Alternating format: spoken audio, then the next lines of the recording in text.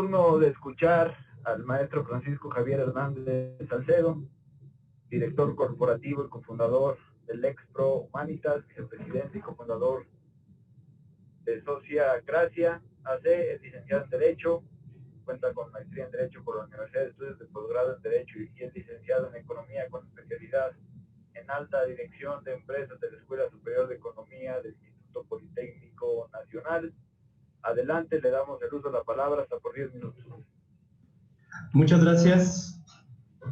Bueno, buenas tardes. Soy Francisco Javier Hernández Salcedo, orgullosamente egresado de la Escuela Superior de Economía del Instituto Politécnico Nacional, y usaré la voz en esta ocasión para representar con mis argumentos parte de la filosofía de la escuela que, como a mí me gusta decirlo, integra a los economistas patriotas, los que enarbolamos la ciencia y la técnica al servicio de la patria, y desde luego a la Asociación Nacional de Economistas Politécnicos.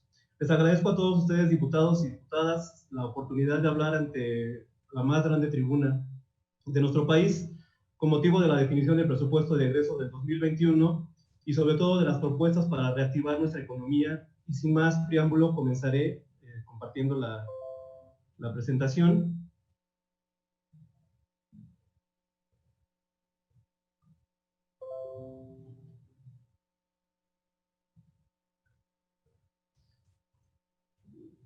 Estoy convencido de que, como decía Albert Einstein, no se puede obtener resultados diferentes haciendo las mismas cosas, y también de que las situaciones extraordinarias requieren soluciones extraordinarias. Desde el primer día que nosotros asistimos a la Escuela Superior de Economía, se nos enseña que la economía es precisamente la ciencia que estudia los recursos, la creación de riqueza y la producción, distribución y consumo de bienes y servicios para satisfacer, obviamente, las necesidades humanas. La función, desde mi punto de vista, de los economistas, de nosotros los economistas, es analizar todas las variables para que dicha satisfacción no solo sea privilegio de unos cuantos, de los que más tienen. Esta lucha definitivamente no es una lucha que emprendamos desde el socialismo ni del comunismo, sino que, por el contrario, se ha demostrado científicamente que cuando existe injusticia social e inequidad, las economías no crecen como deben de hacerlo, o bien crecen a ritmos muy bajos, como lo que ha sucedido en nuestro país.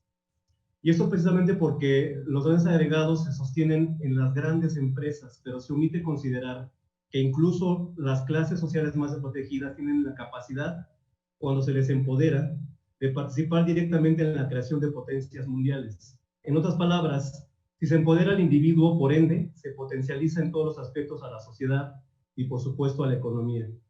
Esta es una de las principales aportaciones del Premio Nobel de Economía de 1998, Amartya Sen, quien con análisis complejos matemáticos comprobó no solo las consecuencias de la injusticia social y falta de oportunidades para el desarrollo económico de los países, sino que además analiza las ventajas de invertir en la salud, nutrición, educación de las personas con mayor marginación y sobre todo de cómo se refleja en el crecimiento económico de los países. En ese aspecto todos hemos sido testigos del surgimiento de grandes potencias económicas que han seguido algunos de sus preceptos y que hoy también son algunos de los preceptos que se utilizan para el Fondo Monetario Internacional. Fuimos testigos de cómo la economía de la India se incrementó de manera considerable. Se nos habla del empoderamiento como uno de los principales factores de crecimiento, que es la oportunidad económica, la capacidad de cada persona para elegir libremente la trayectoria de su vida en función de sus talentos y aptitudes. En otras palabras, la remoción de los obstáculos que impiden que la vida humana verdaderamente florezca, y se basa en 3 ejes. El más importante es el empoderamiento de la persona y su implicación en las políticas públicas. En otras palabras, es qué debe hacer el Estado para lograrlo. El segundo también es consecuencia del Estado y labor del Estado, que es el empoderamiento de las instituciones. Y por último, el tercero, es el empoderamiento de algo que llamamos el multilateralismo, que es recordar que somos un todo y que estamos intrínsecamente relacionados, Estado, sociedad, a nivel local, regional, nacional e internacional. Pero para llegar al empoderamiento de la persona tenemos que superar algunos obstáculos. Mencionaré los 3 que considero más relevantes, que son los que nos afectan más como nación. Para empezar, es la disparidad de ingreso. Para superarlo, Amartya considera las ventajas que tienen las personas en cuanto a su capacidad para hacer las cosas que valoran, los medios para vivir bien.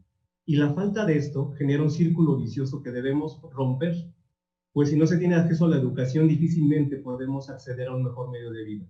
Por supuesto, si no se tiene desde temprana edad acceso a la salud, a la nutrición e incluso al deporte y esparcimiento, el individuo no logra alcanzar su máximo potencial y su desarrollo humano. Como señaló alguna vez Andrew Haldane, del Banco de Inglaterra, la pobreza castiga tanto la mente como el bolsillo. Por lo tanto, las políticas públicas deben ser dirigidas al combate de la desigualdad, dándole especial atención a la educación.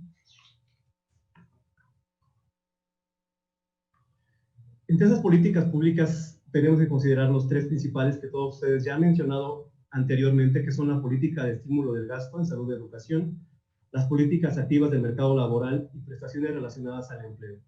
En este aspecto se vuelve a retomar la importancia de invertir en la educación en todos los niveles de nuestro país. Y uno de esos ejemplos es lo que hemos hecho actualmente para atender los problemas educativos derivados del COVID-19. Las naciones que invierten más en capacitar por medio de tecnologías a distancia han tenido mucho mejor rendimiento, no solamente a nivel público, sino también en las empresas particulares. Es indispensable que el Estado facilite por medio de la Secretaría de Trabajo y Previsión Social este tipo de capacitaciones y que las abran a todo el mercado laboral. Uno de los principales retos y que presenta para mí una de las tareas a atender de manera inmediata es precisamente abatir lo correspondiente a la situación de desigualdad del ingreso entre las mujeres y los hombres, porque es completamente avasallante. A nivel mundial, la mujer solo gana 3/4 partes de lo que gana el hombre, incluso en la misma profesión y con el mismo nivel educativo. Sin embargo, es la mujer la que estima mayor tiempo al hogar y al cuidado de los hijos, más del doble y más de 4 veces respectivamente. El potencial de la mujer podemos decir que está infrautilizado, infrarremunerado e infravalorado. Pero también la mujer está sobreexplotada. Y eso tiene que cambiar. Es una cuestión, sí, de justicia, pero también es una cuestión de economía básica. Debemos centrar la atención en la educación, en los derechos de propiedad y en las oportunidades de empleo fuera del lugar. Las mujeres, a su vez, son más altruistas. Según estudios, las mujeres destinan hasta el 90% de sus ingresos a la salud y a la educación, en comparación con apenas el 30 a 40% en el caso de los hombres. Podríamos decir entonces que los verdaderos agentes de la demanda agregada son las mujeres, porque representan el 70% del gasto de consumo mundial. La eliminación de las disparidades de género en la participación en la fuerza laboral puede dar lugar a grandes aumentos del ingreso per cápita. Estamos hablando que en países como México, el invertir en la mujer, en el empoderamiento de la mujer, en su capacitación y en su educación, nos puede generar a nivel mediano un incremento del ingreso per cápita del 25%. Por supuesto que ustedes también coincidirán en que invertir en la capacidad de la mujer, en empoderar a las mujeres, es desde luego una gran inversión. Otro de los factores importantes que menciona Amartya Sen es precisamente el empoderamiento del multilateralismo. Hemos sido testigos de cómo la globalización nos afecta no solo como país, sino a nivel individual. El multilateralismo se refiere precisamente a identificar los puntos de convergencia entre los diferentes actores de la economía para encontrar la manera de afrontar los retos de manera conjunta, delimitando responsabilidades para cada uno de los actores. Esto requiere, desde luego, de una conciencia social generalizada para evitar lo que se conoce como una mentalidad tribal. Los grandes retos que además tienen impacto negativo en la inversión, como lo son la inseguridad, la delincuencia, la desigualdad, exigen una noción de interés común y civismo colectivo que supera cualquier interés local o regional y, por supuesto, nuestro egoísmo. Debemos unirnos y coordinarnos como sociedad. En este aspecto, Amartya Sen nos dice que afirmar que en realidad no debemos nada a otros que no están a nuestro alrededor significaría que los límites de nuestras obligaciones son en efecto muy restringidos. Dicho dirigidas en su mayoría a beneficiar a quienes más tienen, descuidando a aquellos que no han tenido oportunidades para desarrollarse. Yo les pregunto a ustedes, distinguidos diputados y diputadas, ¿qué pasaría si el presupuesto estuviera destinado en una parte a empoderar a esas personas, en especial a las mujeres?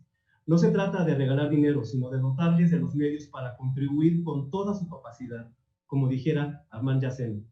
Empoderarlos, romper el círculo vicioso de falta de oportunidades y permitirles que contribuyan a nuestra sociedad con toda su capacidad. Muchas gracias.